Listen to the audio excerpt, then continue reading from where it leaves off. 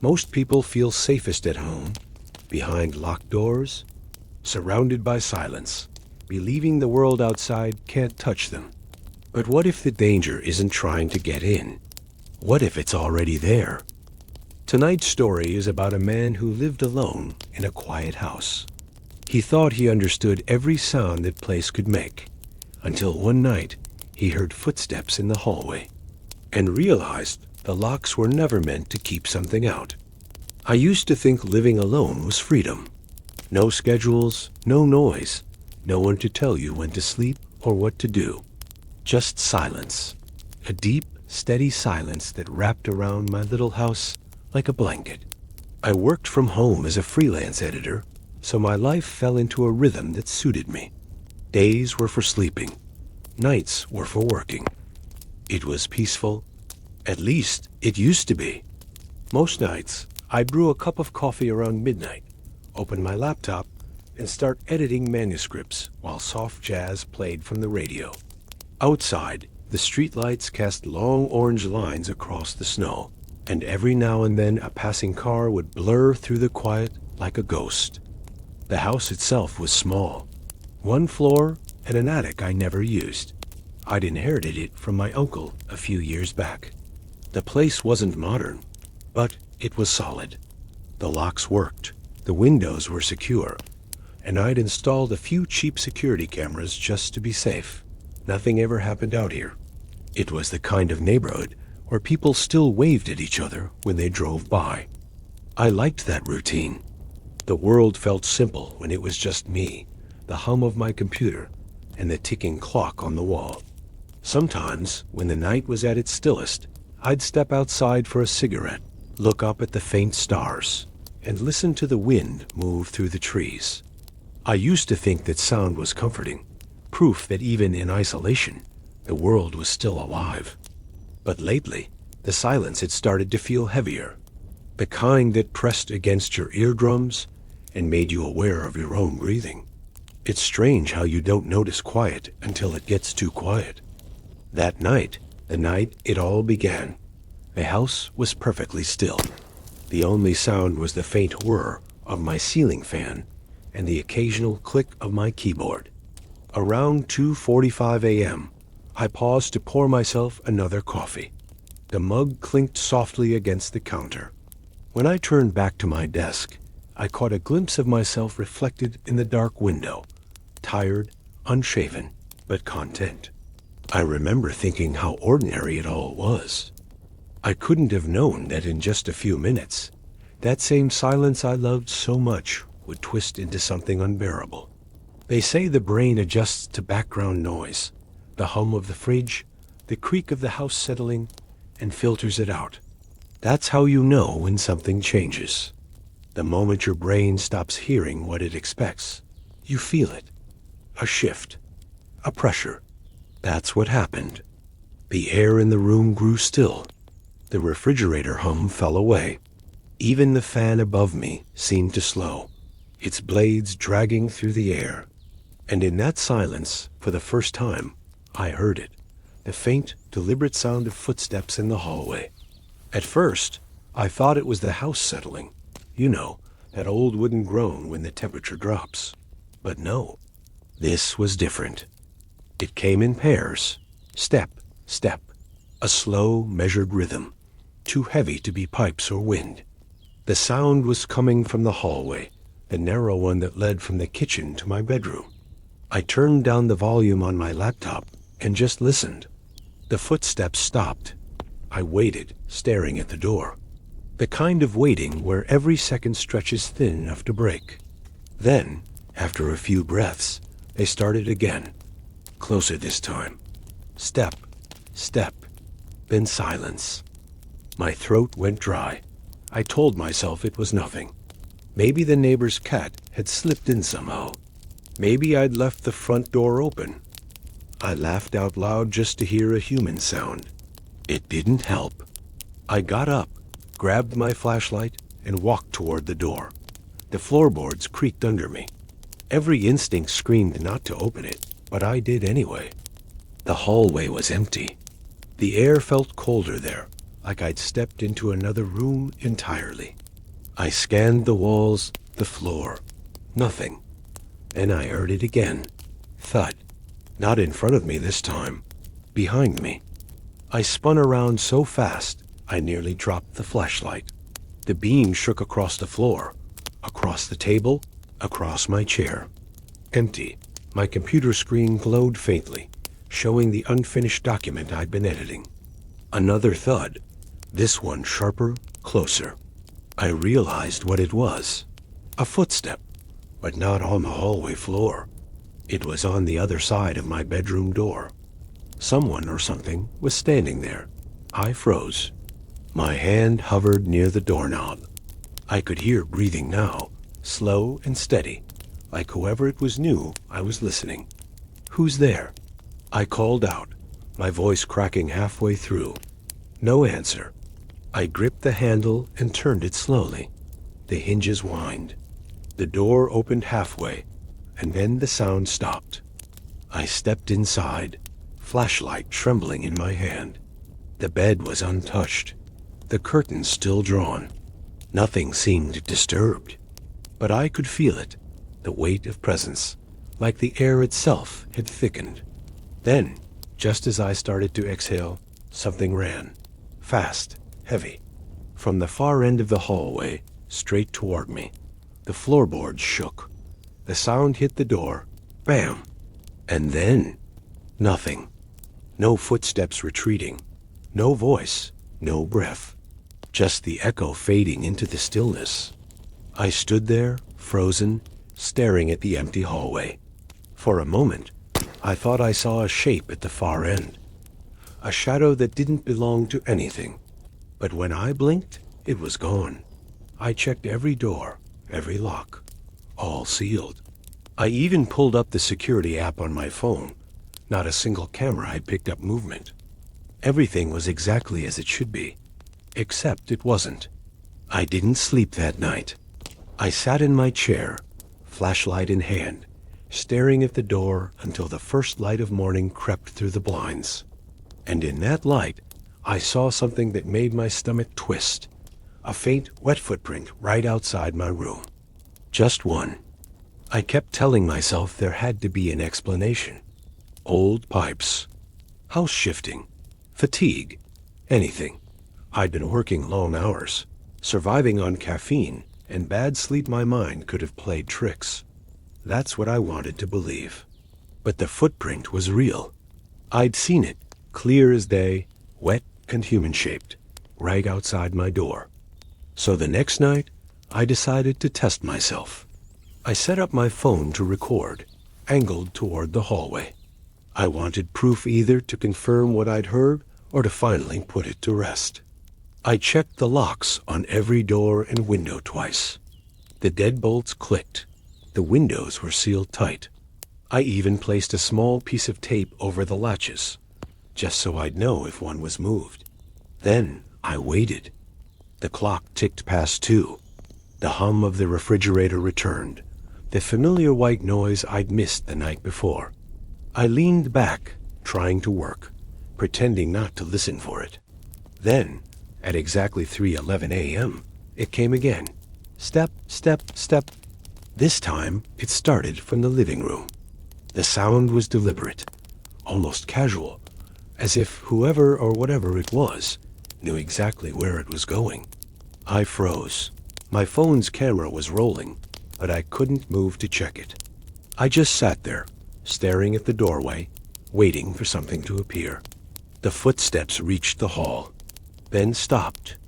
The air felt wrong again, thicker, charged, like right before a storm. I could hear my own heartbeat echoing in my ears. And then, softly, tap, tap. Not footsteps this time. Knocking. Right behind my bedroom door. I stood up, every muscle in my body tight, and took a slow step forward. I whispered, "Who's there?" No answer. Just silence. I reached for the doorknob, turned it slowly half, expecting resistance, but it moved easily. The door creaked open. The hallway was empty, perfectly still. I aimed my flashlight toward the end, sweeping across the floorboards, the walls, the ceiling. Nothing. Not even a shadow. That's when I saw the tape on the window latch, still in place. Every lock untouched. I checked my phone later that morning. The footage had recorded perfectly fine until the sound started. Then the image flickered, static crawling across the screen. The audio, though. The audio was clear. You could hear the footsteps, the knocks, my breathing. But there was something else, something I hadn't noticed in real time. A second voice. Faint, low. Right before the knocking starts, it whispers, "Open the door." I paused the video and stared at the frozen frame. My flashlight beam was visible against the wall, catching a faint reflection at the end of the hallway. There was a mirror there, an old narrow one I'd hung near the attic door. And in that reflection was me holding the light. But right behind me, just over my shoulder, was another figure. A man, pale, barefoot, his head tilted slightly, and he was smiling. I didn't remember seeing anyone that night. I didn't remember turning my head, but he was there, frozen in the glass, staring directly into the lens.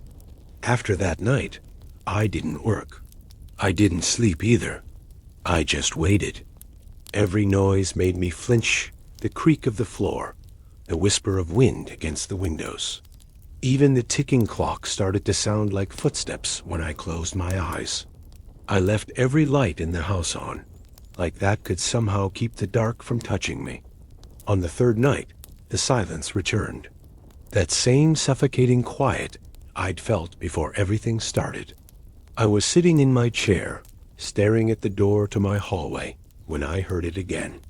Step, step, step. I whispered, "No," before I even realized I was speaking. The sound grew louder, heavier, the same rhythm, slow and deliberate, moving closer until it stopped right outside my room. And then the knocking started, 3 times. Thud, thud, thud. The walls shook with each hit. My cup rattled on the desk. I yelled, "Who's there?" But my voice cracked halfway through, swallowed by the sound of the 4th knock, harder, louder, almost like a body slamming against the door. I backed away, breathing fast, heart hammering in my ears. I didn't want to open it. I knew I shouldn't, but part of me needed to see, needed to know. I grabbed the flashlight again, hand trembling so hard the beam jittered across the walls. The banging stopped. For a second, everything went still. Then, the doorknob turned, slowly, deliberately. I froze, my back pressed against the opposite wall as the door creaked open an inch, then another. The flashlight shook in my hand, its circle of light landing on the crack of darkness between door and frame. Nothing moved. I took a step closer. My foot brushed the floorboard, and that tiny sound must have triggered it, because the door slammed shut with such force the pictures on the wall fell. I screamed. The flashlight dropped from my hand and rolled across the floor, spinning light in wild circles. And in that spinning light, I saw it. 2 wet footprints, bare, human, appearing one after another, as if someone invisible was walking toward me. I stumbled backward, hit the wall, and bolted for the front door. My hands fumbled at the lock. I couldn't breathe. When it finally opened, I ran into the cold night air, barefoot, gasping, shouting for help. It took the police 12 minutes to arrive. By the time they did, I was standing in the driveway, shaking, flashlight still clutched in my hand. They searched every room, every corner, even the attic. Nothing. Not a single window or door was open. All the locks were intact. I tried to tell them what I'd seen, the footprints, the door moving on its own, but they just looked at each other. One officer asked if I'd been drinking. Another mentioned sleep deprivation. Before they left, I noticed something. The wet footprints were still there, just inside the door, but the officers didn't see them. I pointed, shouting, "Right there! Look!" They stared at the same spot and shook their heads. One of them even stepped on it and left no mark. When they left, I stood there alone, staring at the damp prints that slowly began to fade as if soaking back into the wood. And when the last one disappeared, I realized something that froze the air in my lungs. The footprints were facing away from me. Whoever or whatever it was hadn't been coming toward me.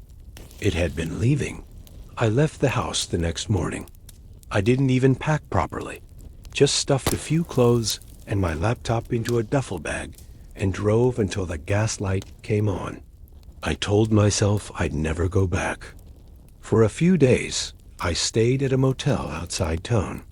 It wasn't much, but at least it was quiet. Real quiet, not that heavy, suffocating kind that filled my house. The kind that listened. By the third night, I finally slept. The first real sleep I'd had in weeks. When I woke up, the sunlight looked almost unfamiliar, like something I hadn't seen in years. I almost laughed at how ridiculous it all seemed. Maybe I'd imagined everything. Maybe stress really could make you hear things that weren't there. That illusion lasted exactly 2 days. On the morning, I decided to move my things out for good. My phone buzzed. A notification from my home security app. Motion detected 311A. My stomach sank. That time again. Always 311. I didn't want to open it, but my thumb did anyway. The footage loaded. The image was grainy, the night vision tinting everything in ghostly green. For the first few seconds, nothing moved. Then, from the far end of the hallway, something began to form. Not appear, suddenly form. Like fog thickening into shape. Footsteps. You could hear them, even through the static. Soft, deliberate, moving closer to the camera. Step, step, step. Then it stopped. The figure was right in front of the lens now, close enough that you could see the faint outline of a face, but blurred, shifting, like it couldn't hold its own shape. And then, slowly, the camera tilted. Not the image, the camera itself. It moved, panning down toward the floor, where the faint outline of wet footprints appeared, one by one, leading straight toward the camera's base. The feed flickered, and for a brief second, I saw something impossible. A reflection in the lens, my bedroom door, my desk, my chair, and me, sitting there, still editing, still typing, still inside the house. The video ended there. I didn't go back, didn't call anyone, didn't try to explain. I deleted the app, changed my number, and moved across the state. But sometimes, late at night, when I'm half asleep and the world is quiet, I hear it again. That sound, slow, careful, familiar. Step, step. It always stops outside my new bedroom door. Never opens it, just waits. And every time I reach for the lock, I remember what the police told me that night. "Sir, all your doors were locked from the inside. So how did it ever get in?" If you enjoyed this story, give us a like. It helps more people find the darkness they're looking for. And if you want to hear more true horror tales like this one, make sure to subscribe and stay with us. In the dead of night,